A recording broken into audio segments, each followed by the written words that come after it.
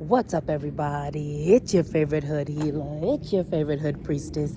It's your favorite motivational dominatrix. It's your favorite auntie, captain, goddess, king, Ladyspeech in the place to be. And I want to welcome you back to my channel. You could be anywhere in the world. As a matter of fact, you are somewhere in the world, and you're also right here with me, sharing a little time and a little space.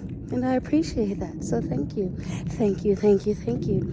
If you're feeling this, if you're feeling me, if you like what I'm doing, if you like what you see, make sure you hit that like button. Make sure you hit that subscribe button. And make sure you hit that notifications bell so you can keep up with all these here shenanigans again and again and again and again and again and again.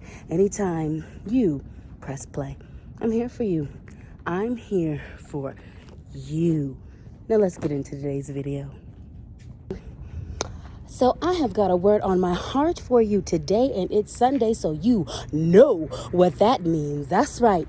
Welcome to Sweet Sermon Sunday. It's going to give you a little additional Sunday service. I already hit you with a reading today, but I got a little something extra for you. And as you can tell by the title, it's a little bit juicy. It's a little bit juicy. This is yet another consideration when choosing a spiritual guide, a guru, a leader, someone to lead you in your movement or into the next phases of your life. Now, let's talk about it.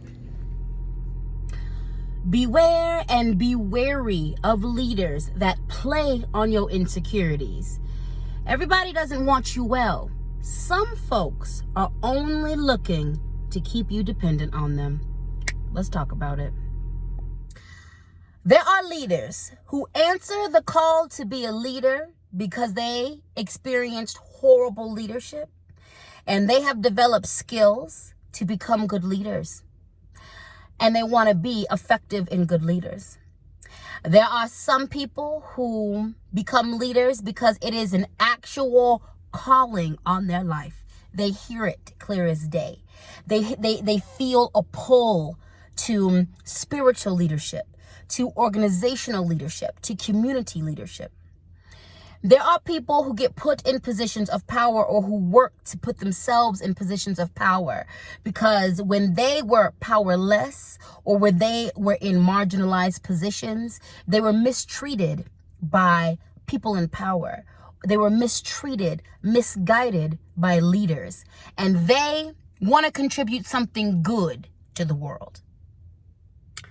And there are leaders who answer the call to be a leader because they have in their life felt powerless and they don't want to feel powerless anymore. They want to feel powerful.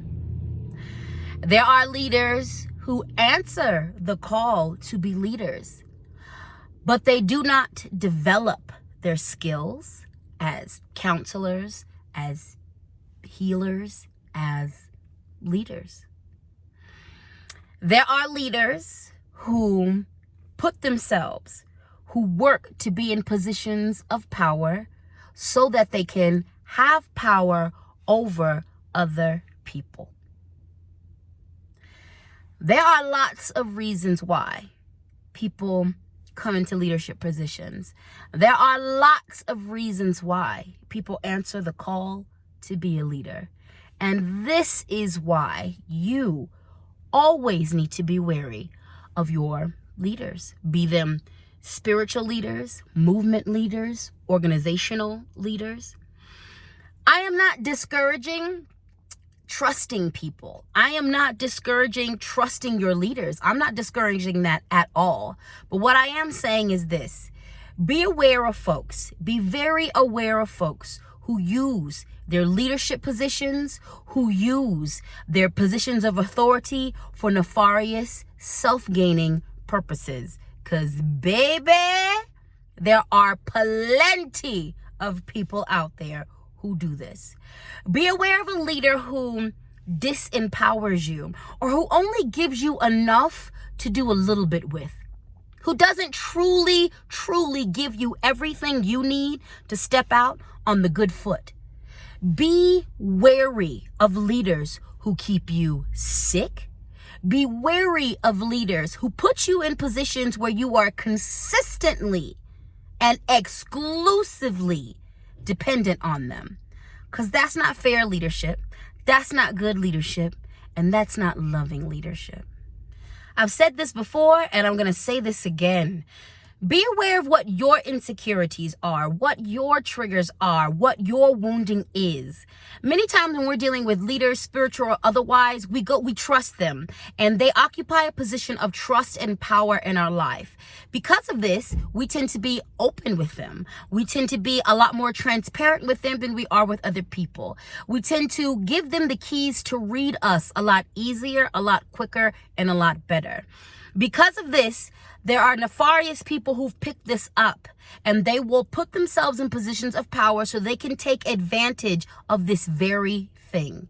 Be aware of leaders, spiritual or otherwise, who play on your insecurities. And there are many leaders who will play on your insecurities in order to keep you tethered to them, in order to keep you tied to them, in order to keep you subservient to them, in order to keep you under them, in order to keep you looking at them as if they were this celestial being, this all perfect being, and you are just this lowly, decrepit, creature-esque type of a thing. Be aware, be aware, be aware, be aware of this behavior, because nothing good comes from this behavior. So how do you know if, or how can you tell if your leader, spiritual or otherwise, your teacher, spiritual or otherwise, your guru, your guide, spiritual or otherwise, how can you tell if they are playing on, standing on, and unfairly manipulating your insecurities? A couple ways. And the main way is, how do you feel when you're done talking to them? How do you feel when you're done being counseled, when you're done being disciplined? How do you feel when you are learning from them and they are teaching you?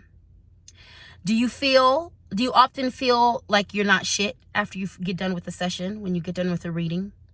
Do you walk away from sessions, from readings, from interactions with them feeling less than, feeling worthless, questioning your worth at all? Do they put you in positions where there is worshipful energy going towards them while you receive condescending energy from them or from other people who have similar positions or higher positions than you within the organization? Do you find that you are consistently triggered? Your wounds are triggered, or your triggers are flailing, or not flailing, but flaring when around them, or when you interact with them, or when you're done interacting with them? If you have said yes to any of these things, if any of things sound familiar to you, then you, my friend, might be under the influence of a leader who is manipulating, standing on, and playing your insecurities. Good leadership is firm. Good leadership don't take no shit. Good leadership ain't gonna blow sunshine up your booty. Good leadership is going to tell you about yourself when you are messing up. Good leadership isn't gonna lie to you about your deficiencies and the things that you need to improve on. But good leadership is not abusive. Good leadership should leave you feeling better, doing better, knowing more than when you begin to interact with them. Good leadership should lift you up. Good leadership should make you feel secure in who you are. Good leadership should give you tools. Good leadership should make you feel contemplative, reflective, empowered, uplifted, nice, clear, grounded, a lot more focused when you're done interacting. Okay? Good leadership should not be abusive. And in the event that leadership is abusive, then good leadership is going to be able to be called out, and they're going to be able to be called in. Good leadership is going to apologize sincerely. Good leadership is going to make amends. Good leadership is going to make sure that their victims are heard. Good leadership is going to step up. That is what good leadership is going to do. Be wary of people who play your insecurities. Be wary of leaders who are consistently sitting on your triggers. Be wary of leaders who make you feel less than after you interact with them. And be wary of leaders who feed you crumbs. Okay?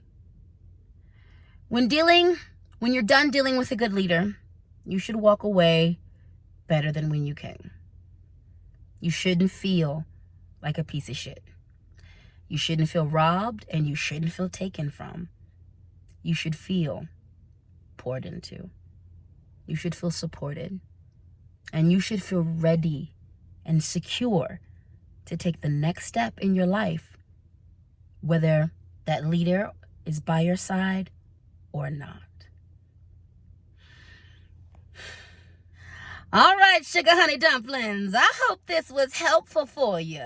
Thank you so very much for listening to this Sunday service, Sunday sermon, sweet Sunday service sermon with your favorite auntie, Captain Goddess, Ladyspeech. And you know the drill. If you're feeling this, if you're feeling me, if you like what I'm doing, if you like what you see, make sure you hit that like button.